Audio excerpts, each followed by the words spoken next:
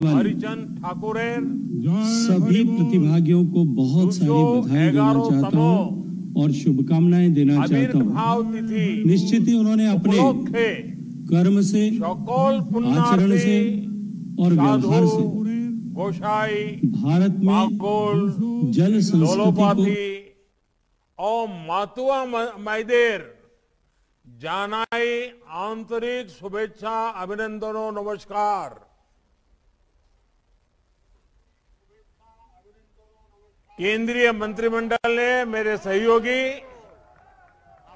और all India Matua महासंघ के संघाधिपति श्री शांतनु ठाकुर जी, श्री मंजुल कृष्ण ठाकुर जी, श्रीमती छविरानी ठाकुर जी, श्री सुब्रता ठाकुर जी, श्री रविंद्रनाथ विश्वास जी, अन्य महानुभाव और भारी संख्या में मौजूद मेरे प्यारे बहनों और भाइयों, ये मेरा सौभाग्य है कि पिछले वर्ष ओराकांदी में श्री श्री गुरुचांद ठाकुर जी और महान मतुआ परंपरा को श्रद्धापूर्वक नमन करने का अवसर मिला था। आज ठाकुरवाड़ी जैसे महातीर्थ पर आप सभी साथियों से टेक्नोलॉजी के माध्यम से संवाद का अवसर मिला है, आप सबके दर्शन का अवसर मिला है। जब मैं ओराकांदी गया था तो वहां मुझे बहुत अपनापन मिला, बहुत आशीर्वाद मिला और ठाकुरवाड़ी ने तो हमेशा मुझे अपनापन दिया, बहुत स्नेह दिया है। साथियों, ये मतुआ धर्मियों महामेला मतुआ परंपरा को नमन करने का अवसर है। ये उन मूल्यों के प्रति आस्था व्यक्त करने का अवसर है जिनकी नींव श्री श्री हरिचंद ठाकुर जी ने रखी थी। हमें इसे गुरुचांद ठाकुर जी के और बोरोमा ने सशक्त किया और आज शांतनु जी के सहयोग से ये परंपरा इस समय और समृद्ध हो रही है। एकजुटता, भारतीयता, अपनी आस्था के प्रति समर्पण रखते हुए आधुनिकता को अपनाना, ये सीख हमें महान मतुआ परंपरा में और उस परंपरा से मिली है। आज जब हम स्वार्थों के लिए खून खराबा होते देख रहे हैं, जब समाज में बंटवारे की कोशिश होती है, जब भाषा और क्षेत्र के आधार पर भेद करने की प्रवृत्ति को देखते हैं, तो श्री श्री हरिचंद ठाकुर जी का जीवन, उनका दर्शन और महत्वपूर्ण हो जाता है। इसलिए ये मेला एक भारत श्रेष्ठ भारत के मूल्यों को भी सशक्त करने वाला है। भाइयों और बहनों, हम अक्सर कहते हैं कि हमारी संस्कृति, हमारी सभ्यता महान है। ये महान इसलिए है क्योंकि इसमें निरंतरता है, ये प्रवाहमान है, इसमें खुद को सशक्त करने की एक स्वाभाविक प्रवृत्ति है। ये एक नदी की तरह है जो अपना रास्ता बनाती जाती है और रास्ते में जो भी रुकावटें आती हैं उनके अनुसार खुद को ढाल लेती है। इस महानता का श्रेय हरिचंद ठाकुर जी जैसे सुधारकों को भी जाता है, जिन्होंने समाज सुधार के प्रवाह को कभी रुकने नहीं दिया। श्री श्री हरिचंद ठाकुर के संदेशों को जो भी समझता है, जो हरिलला अमृतों का पाठ करता है, वो स्वतः ही कह उठता है कि उन्होंने सदियों को पहले ही देख लिया था। वरना आज जिस जेंडर सिस्टम की बात दुनिया करती है, उसको 18वीं सदी में ही हरिचंद ठाकुर जी ने अपना मिशन बना लिया था। उन्होंने बेटियों की शिक्षा से लेकर काम तक के अधिकारों के लिए आवाज उठाई।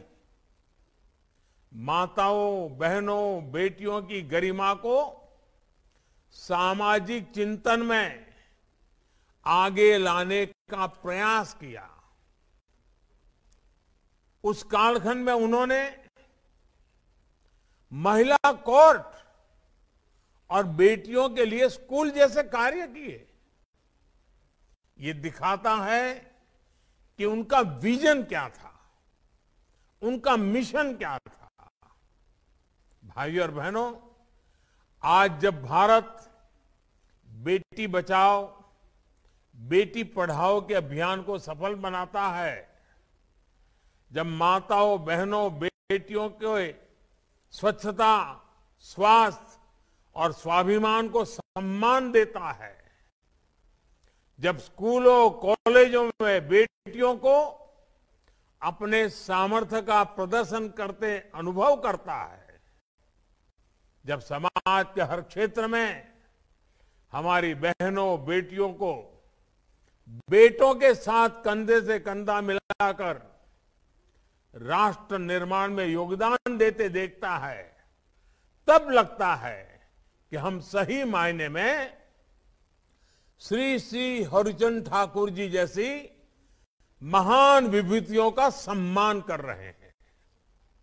जब सरकार सबका साथ, सबका विकास, सबका विश्वास के आधार पर सरकारी योजनाओं को जन जन तक पहुंचाती है,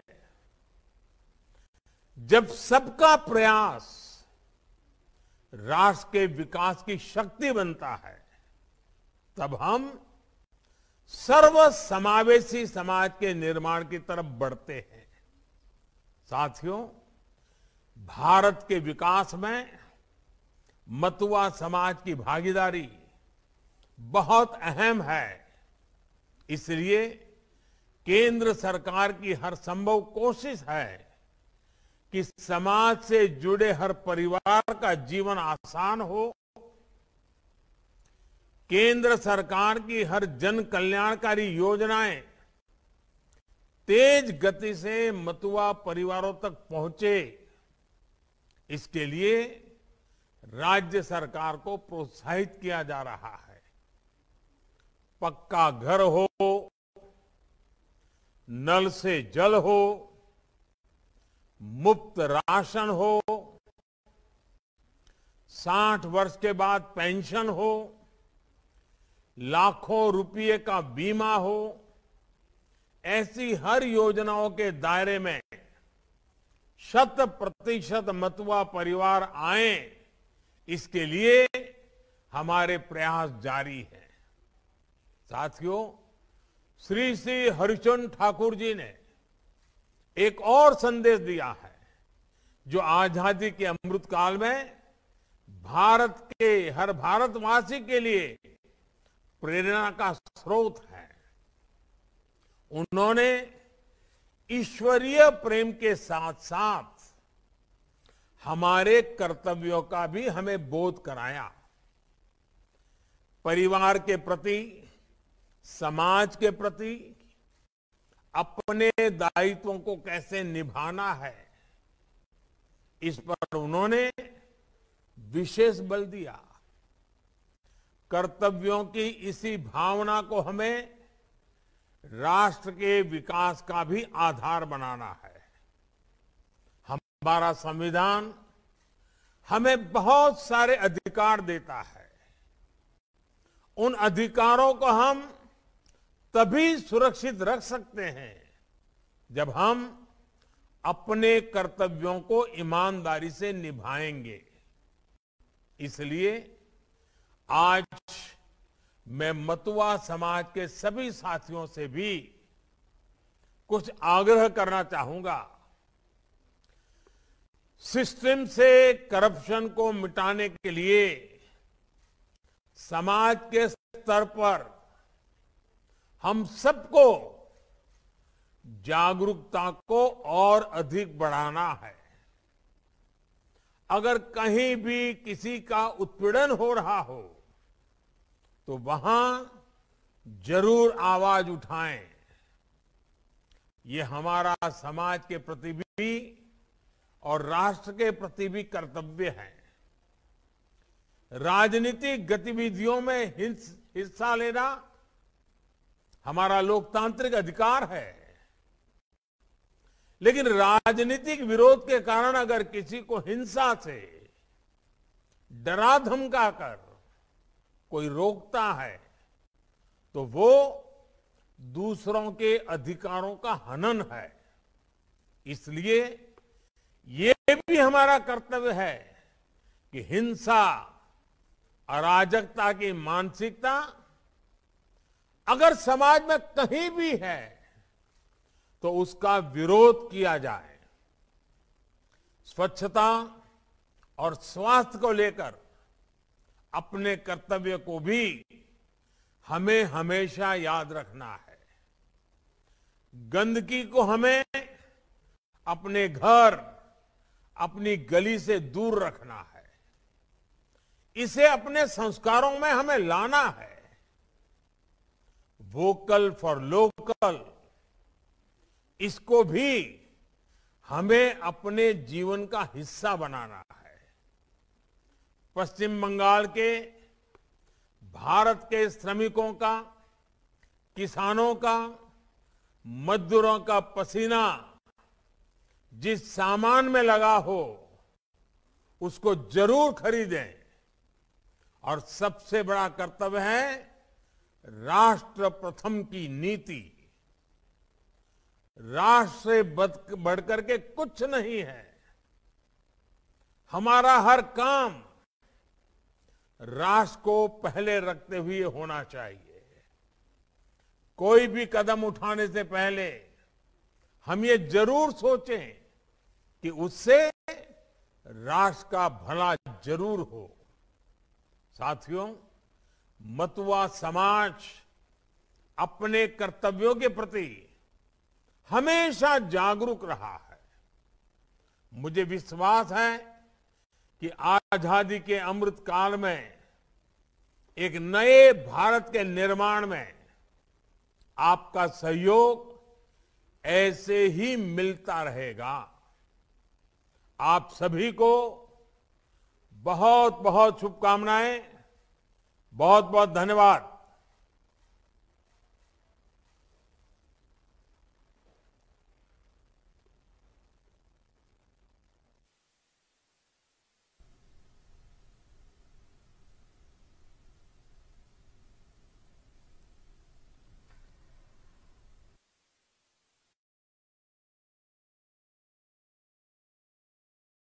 Thank you.